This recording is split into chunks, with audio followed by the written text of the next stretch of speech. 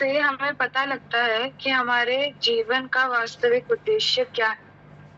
हम भगवान के विधान के दायरे में रहते हुए सभी की हित की दृष्टि से सारे कार्य करें। जो अपना कार्य रुपए पैसों के लिए करते हैं, वास्तव में वो भगवान से दूर होते जा रहे हैं, क्योंकि ये सब तो इधर ही रह जाएगा और वो दूसरे योनियों में भटकते रहेंगे। यदि हम अपने कार्य को शुद्ध बना लें, तो हम सच्चे सत्संगी हो सकते हैं। जो ईमानदारी से रहता है, वो जीते जी तो सुख और शांति से रहता ही है, और साथ ही मरने के बाद भी उसे भगवत प्राप्ति हो जाती है। मानव जीवन का परम पुरुषार्थ एकमात्र सत्संग है। सत्संग का अर्थ है हमारी सत के साथ एकता और प्रेम। अभी हम जो कर रहे हैं वो है सत चर्चा, क्योंकि सत्संग एक बार हो जाए फिर हमेशा के लिए हो जाता है। सेवा का भाव ही कर्मयोग है। ये भाव करण में नहीं है, ये खुद में है। नारायण नारायण नारायण नारायण। नारायण नारायण नारायण।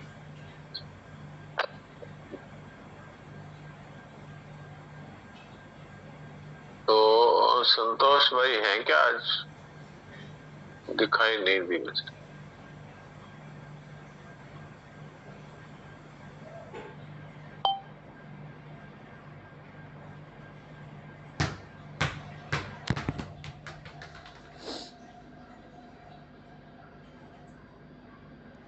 संतोष बंसारी नहीं दिख रही। तो मैं पढ़ता हूँ पाठ्य। आज पाठ्य की बारी है क्या नंदिनी?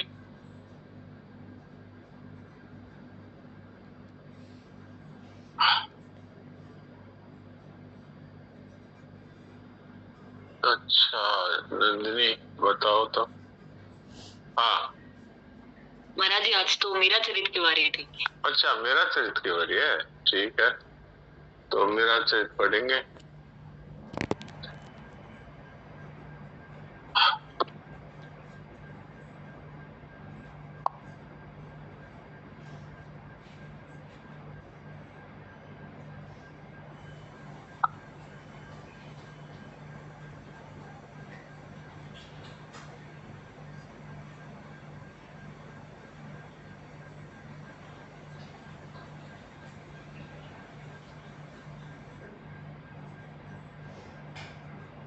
मेरा चरित्र में हमने पढ़ा था मीराबाई की विवाह की रस्में हो रही है। वैवाहिक गठबंधन में वो भोजराज जी के साथ में बैठ गई है, लेकिन अपने गिरधर लाल को बीच में रखा है। और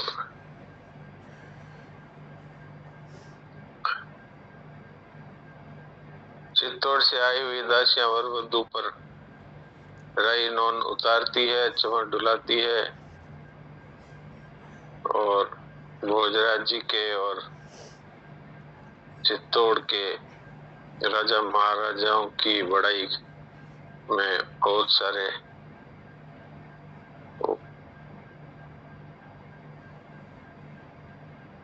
सारी बातें बता रही है। अब इससे आगे का पढ़ते हैं कि भोजराज जी और मीराबाई के बीच में अब क्या संवाद होता है आगे, क्योंकि फेरे हो गए हैं। अब मीराबाई है वो भोजराज जी के साथ में उठ करके आगे जा रही। तो ये पृष्ठ 134 है मेरा चरित्र का, और इसका दूसरा पैरा है। भोजराज ने बायां हाथ ऊंचा करके, यहाँ से नंदिनी पढ़ो।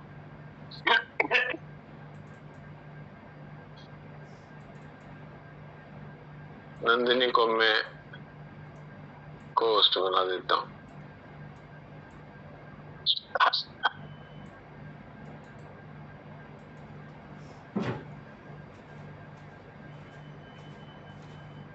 हाँ नंदिनी पढ़ो। राम जी राम, प्रणाम जी। राम जी राम। भोजराज ने बायां हाथ ऊंचा करके पीछे खड़ी जीजे को बोलने से रोक दिया।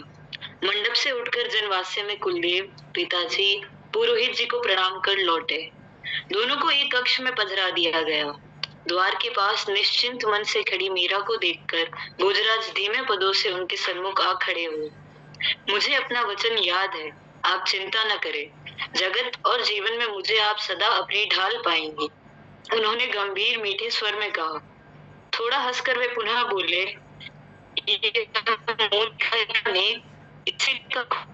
उन्होंने खीसे में से डालकर हाथ में लेते हुए कहा। मीरा ने हाथ से झरोखे की ओर संकेत किया। हमारी आवाज कट रही है, एक बार फिर ये पढ़ो। मुझे अपना वचन याद है। यहाँ से जी मैम। मुझे अपना वचन याद है, आप चिंता न करें। जगत और जीवन में मुझे आप सदा अपनी ढाल पाएंगी, उन्होंने गंभीर मीठे स्वर में कहा। थोड़ा हंसकर वह पुनः बोले, यह मुंह दिखाई का नेक, इसे कहाँ रखूं? उन्होंने खीसे में से हार निकालकर हाथ में लेते हुए कहा। मीरा ने हाथ से झरोखे की ओर संकेत किया। यहाँ पोड़ने की इच्छा हो तो, अन्यथा नीचे पधारे, जो मन माने, भोजराज ने कहा। एक लिंग के सेवक पर अविश्वास का कोई कारण नहीं दिखाई देता। फिर मेरे रक्षक कहीं चले तो नहीं गए हैं? मीरा ने आंचल के नीचे से गोपाल जी को निकालकर झरोखे में विराजमान करा दिया। हुक्म हो तो चाकर भी इनकी चरण वंदना कर ले, भोजराज ने कहा। मीरा ने मुस्कुराकर स्वीकृति में माथा हिलाया। एकलिंग नाथ ने कृपा की। चित्तौड़ के महल भी इनकी चरण रथ से पवित्र होंगे। शैव शिशोदिया भी वैष्णवों के संग से पवित्रता का पाठ सीखेंगे। उन्होंने वह हार गिरधर गोपाल को धारण करा दिया। आपने मुझे सेवा का अवसर प्रदान किया प्रभु, कृतार्थ हुआ। इस अग्नि परीक्षा में साथ दे, मेरे वचन और अपने धन की रक्षा करे मेरे स्वामी। यह घूंघट, वे मुस्कुराए। मीरा ने मुस्कुराकर घूंघट उठा दिया। वह अतुल रूप राशि देखकर भोजराज चकित रह गए, पर उन्होंने पलकें झुका ली। प्रातः कुंवर कलेवा पर पधारे। भोजराज के ऊपर स्त्रियों ने प्रश्नों की बौछार कर दी। छोटे भाई रतन सिंह और घूंघट डाले मीरा के साथ बैठे भोजराज ने बहुत शांति से उत्तर दिए। हारकर साली सहलजो ने पूछा, विधवा के पूतों का राजवंश कौन सा है? महाराणा हमीर को धोखे से मारने के लिए अलाउद्दीन खिलजी के किलेदार मालदेव ने अपनी विधवा बेटी के लिए घोड़ा नारियल भेजा। सभी उमरावों के मना करने पर भी केवल मातृभूमि चित्तौड़ को देखने के लिए उन्होंने स्वीकार कर लिया। विवाह के लिए चित्तौड़ पहुंचने पर बारातियों ने मालदेव को अपने पास बिठा लिया और कहा कि कन्यादान आपके कुंवर सा कर देंगे। सोचा कि विवाह के पश्चात हमीर दामाद हो जाएंगे, फिर बेटी को विधवा कौन करना चाहेगा। विवाह के पश्चात पति पत्नी को परिचय के लिए कक्ष में भेजा गया। तब पत्नी ने कहा, मैं विधवा हूँ। 7 वर्ष की आयु में मेरा विवाह भाटी राजपूत के साथ हुआ था। 9 वर्ष की आयु में विधवा होने पर पिता के घर ही रहती हूँ। मेरे पिता ने विधवा और क्या विधवा होगी, सोच आपको मारने के लिए यह षड्यंत्र रचा है। हमीर ने कहा, तुम विधवा हो या कुंवारी, मैं केवल इतना जानता हूँ कि तुम मेरी परिणीता हो। उसी समय द्वार पर आघात होने लगा। अर्गला टूटने पर नवविवाहिता ने वधू ने अपनी पीठ द्वार पर अड़ाकर दोनों हाथ अर्गला की ठोर लगा दिए। हमीर ने बाहर निकलना चाहा, पर पत्नी ने कहा, अपने जीते जी मैं आपको यमदूतों के हाथ नहीं पड़ने दूंगी। पत्नी के हाथ टूटने और मूर्छित होने पर हमीर ने उन्हें कंधे पर डाला। हाथ में तलवार ले द्वार खोलकर वे सिंहनाद करते हुए शत्रुओं पर टूट पड़े और उनके बीच में से पथ बनाते हुए अकेले जनवास्य में पहुंच गए। महाराणा हमीर की इस पत्नी के पुत्र हुए क्षेत्रपाल, जो इतिहास में खेता के नाम से प्रसिद्ध हुए। स्त्रियां गीत गाने लगी, प्यारा लागो जवैसा माने वाला लागो सा, ओसा मारी नानी बैरा ढोला माने प्यारा लागो सा, पेचरा आपने सोवे इसमें नीचे वाली लाइन जुग जियो जानकी तारा बनड़ा, ये पढ़ दो बस, फिर आगे पढ़ो। जुग जीवो है जानकी थारा बनड़ा, अमर होवे है जानकी थारा बनड़ा। भोजराज और मीरा के बीच गिरधर को देखकर रतन सिंह ने पूछा, यह क्या टोटका है? टोटका नहीं, यह तुम्हारी भाभीसा के भगवान है, भोजराज ने हंसकर कहा। भगवान तो मंदिर में रहते हैं, यहाँ क्यों? बींद तो बींदनी के पास ही बैठेंगे ना, भोजराज मुस्कुराए। रतन सिंह हंस पड़े। बींद आप है कि ये? बींद यही बींद है, मैं तो टोटका हूँ। क्यों भाभी सा, दादू सा क्या फरमा रहे हैं? रतन सिंह जी ने मीरा से पूछा। उसने स्वीकृति में सिर हिला दिया। हे रघुनाथ जी, मेरी तो समझ में ही नहीं आती बात। धीरे धीरे आ जाएगी, भोजराज हंसे। उसी समय एक कुंवारी लड़की कपड़े की बनी स्त्री लाकर उसे रतन सिंह के पास बिठाकर अपने दुपट्टे की छोर से उसकी साड़ी की गांठ जोड़ने लगी। भाई साहब, आपके यहाँ आने वालों की लकड़ी या कपड़े की बींदड़ियां ही दी जाती है क्या? कहीं मेरी भाभी साहब भी कपड़े की ही तो नहीं? यदि मुझे बींद के रूप में देखने का इतना ही शौक है तो मेड़तियों के घर में बेटी न हो तो बहू ही ला दीजिए। रतन सिंह की इस बात पर जो गालियों की बौछारें हुई उसकी सीमा नहीं। चित्तौड़ की स्त्रियों और मेड़तियों के नाम ले लेकर गाली आरंभ हो गई। प्रथम ग्रास देते समय भोजराज यद्यपि उस ओर देख नहीं सकते थे, पर यह सावधानी रखी कि मीरा के मुख से हाथ छू न जाए। मीरा ने ग्रास प्रथम ठाकुर जी के मुख से छुआया, फिर भोजराज के मुख में दिया। इसी प्रकार रतन सिंह ने भी प्रथम कौर भाई और फिर भाभी को देकर खाना आरंभ किया। बीच बीच में वे गालियों का उत्तर भी देते। आखिर विदाई का दिन भी आ गया। चारों ओर दहेज जमा करके बीच में पलंग पर मीरा और भोजराज को बिठाया गया। रतन सिंह और झाली जी गांठ जोड़कर परिक्रमा देने लगे। जैसे ही 7वां फेरा हुआ, भोजराज ने सास की चुनरी का छोर थाम लिया। रतन सिंह ने पन्ना और मोतियों का कंठा भोजराज के गले में पहनाया। माताओं, काकियों, भौजाइयों ने गले मिलकर आंसू ढारते हुए नारी धर्म की शिक्षा दी।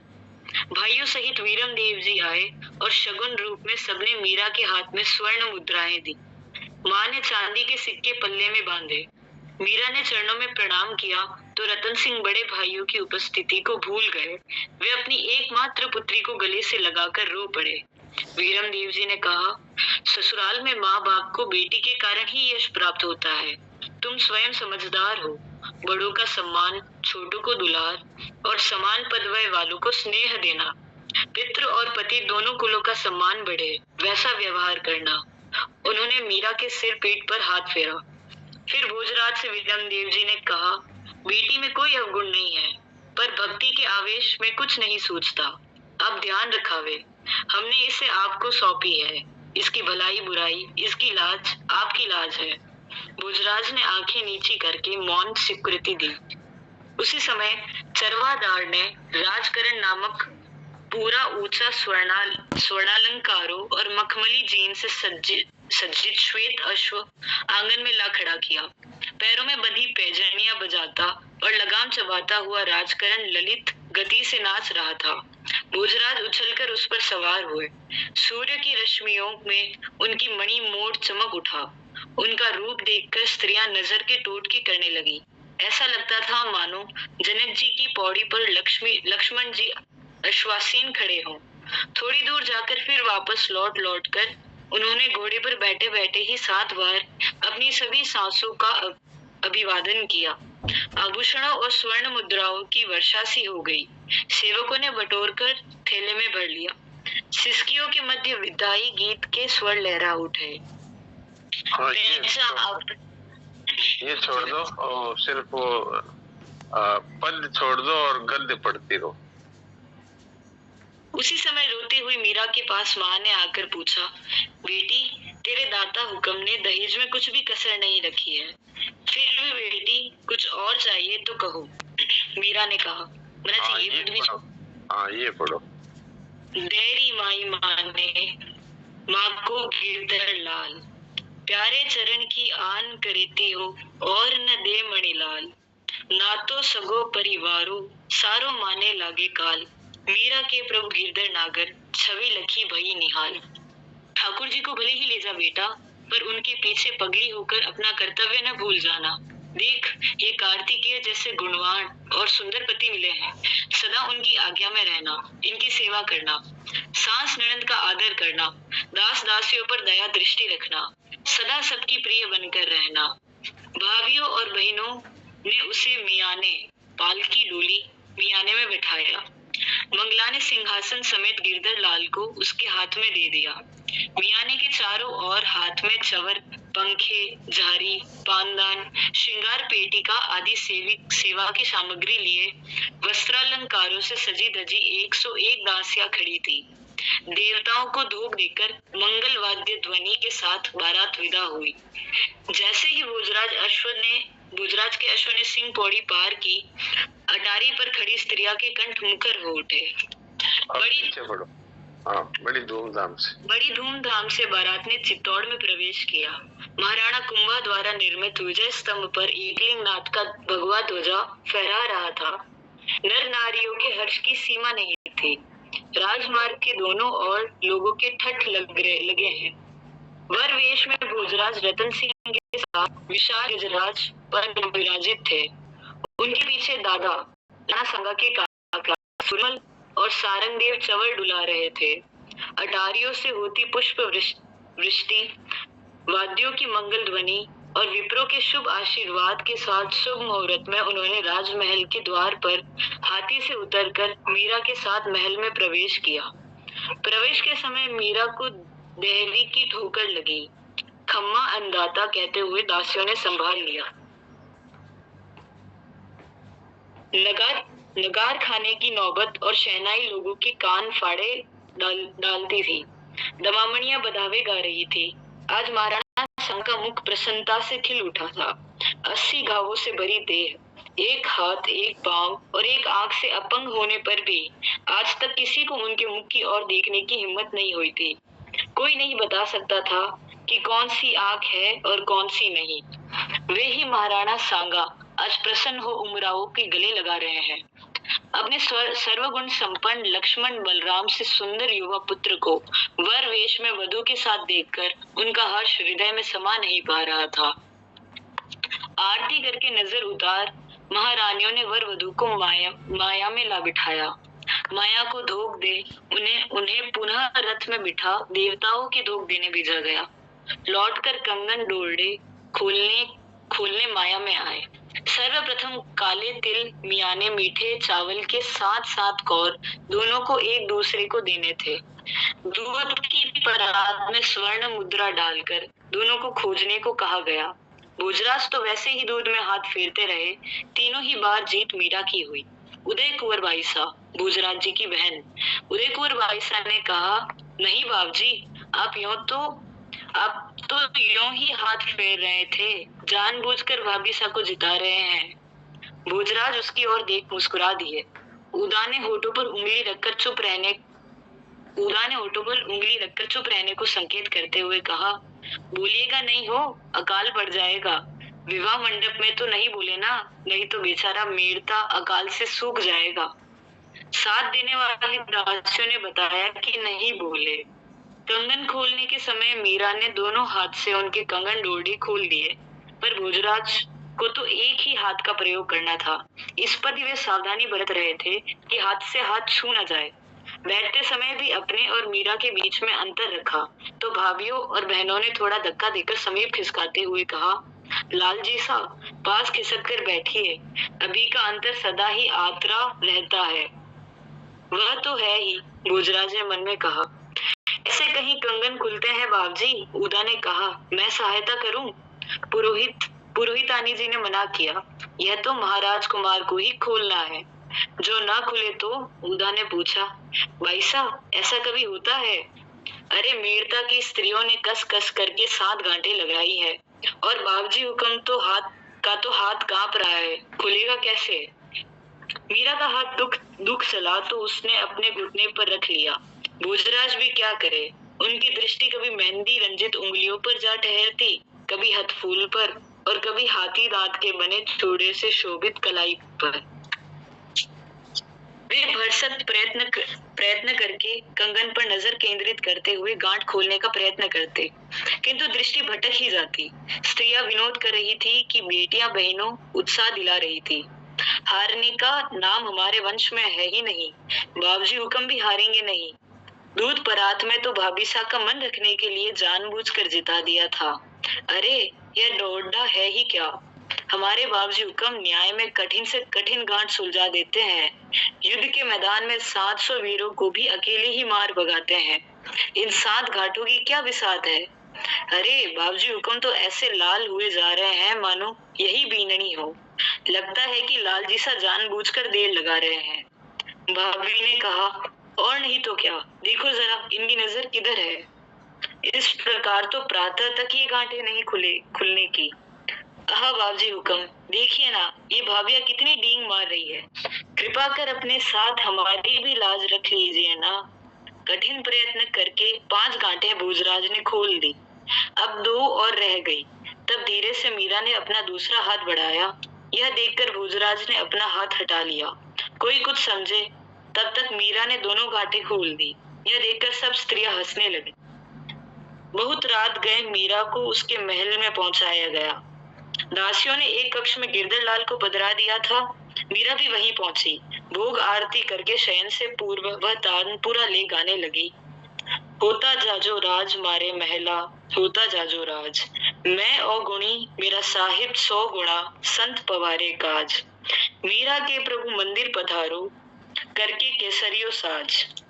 जय जयवंती राग उस मधुर कंठ से मिलने से अपूर्व हो उठा। भोजराज ने शयन कक्ष में साफा उतार कर रखा ही था कि मधुर रागिनी ने कर्ण स्पर्श किया। वे अभिमंत्रित नाग से उस ओर चल दिए। वहां पहुंचकर उनकी आंखें मीरा के मुख कंच की भ्रमर हो जा लगी। भजन पूरा हुआ तो उन्हें चेत आया। प्रभु को प्रणाम करके लौट गए। शुभ दिन शोध कर बहू की मुंह दिखाई हुई। जिसने भी घूंघट उठाकर देखा, देखती ही रह गई। प्रशंसा के शब्द भी स्पष्ट न हो पाए। सभी के मन वचन बहू की रूप सराहना में मुखर थे। पगेला गणी हुई। बहू द्वारा गुरुजनों के चरण स्पर्श होने पर अपनी शक्ति के अनुसार सभी ने मुंह दिखाई और पगेला गणी दी। महाराणा ने पुर और मांडल ये 2 परगने दिए। इनमें से मीरा ने 2000 बीघा संचित भूमि अपने साथ मेरते से आए हुए श्री गजाधर जोशी को दी। नारायण नारायण नारायण नारायण नारायण नारायण। तो ये है मीराबाई का विवाह। लोगों की दृष्टि में तो भोजराज जी से विवाह हुआ है, लेकिन वास्तव में तो मीरा ने पहले ही भोजराज जी को बोल दिया था, भाई मेरा विवाह तो गिरधर गोपाल से हो गया है। तो केवल राजपूती शान रखने के लिए ही वास्तव में इन्होंने भोजराज जी के साथ में विवाह किया, क्योंकि माता पिता ने ये समझाया कि एक बार संबंध की बात हमने कर चुके हैं, अब यदि तुम विवाह के लिए मना करोगी तो मेड़ता और चित्तौड़ के बीच में लड़ाई हो जाएगी और युद्ध में हजारों लोग मरेंगे, मारकाट मचेगी। तो मीरा ने कहा ठीक है, कोई बात नहीं, अब आप जैसा कहोगे वैसा मैं कर लूंगी। क्योंकि भोजराज जी ने ये पहले ही उनको आश्वासन दे दिया था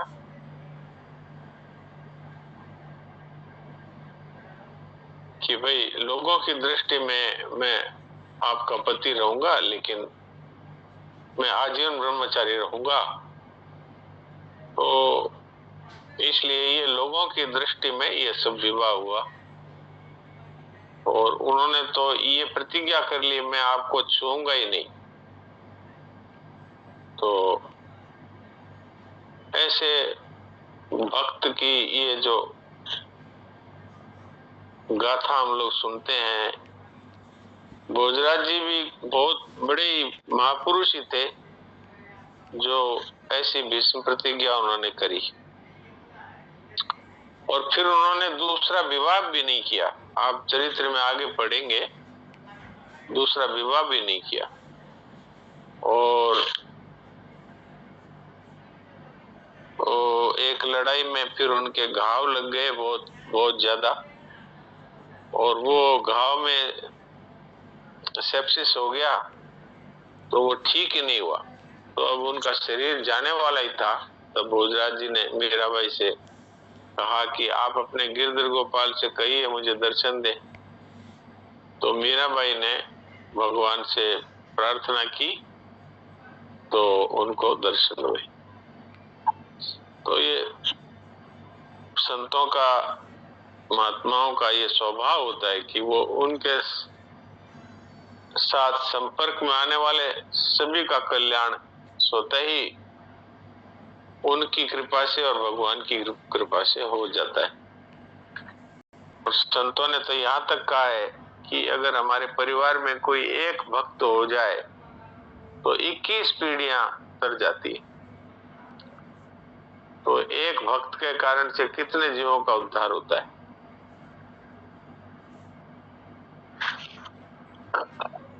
तो अब हम देवकी जी के पास जाते हैं। वो हमें शरणानंद जी महाराज के अमृत वचन सुनाएंगे मूक सत्संग नित्य योग पुस्तक से। इस बीच में किसी को कोई प्रश्न करना हो या अपनी कोई बात कहनी हो तो वो जरूर कहें। वो अपना हैंड रेज कर सकते हैं तो मैं उनको अनम्यूट कर दूंगा।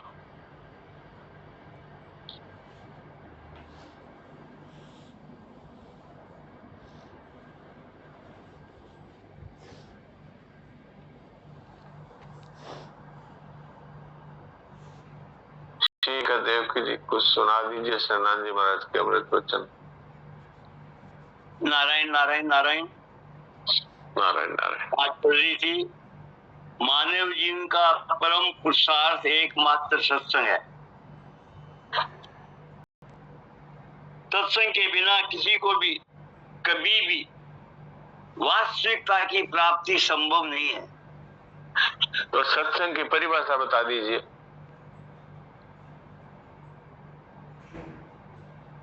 सत्संग में तो यह है कि भगवान के साथ एक में एक हो जाती है। अपने से भिन्न किसी भी वस्तु है ना, उसका महत्व नहीं रहता है, केवल भगवान का ही रहता है। ठीक है, आपने बहुत सही बात कही। शरणानंद जी महाराज कहते हैं कि ये जो हम आपस में भगवान के विषय में, आत्मा के विषय में, सेवा के विषय में जो बातचीत करते हैं ये सत चर्चा है। और जो हम सेवा के रूप में कार्य करते हैं बिना किसी फल की इच्छा के, वो सत कार्य है। और एक परमात्मा के सिवाय और किसी के साथ भी हमारा कोई संबंध नहीं है, इस बात का अनुभव करना है, ये सत्संग है। तो सत्संग दो तरह से होता है।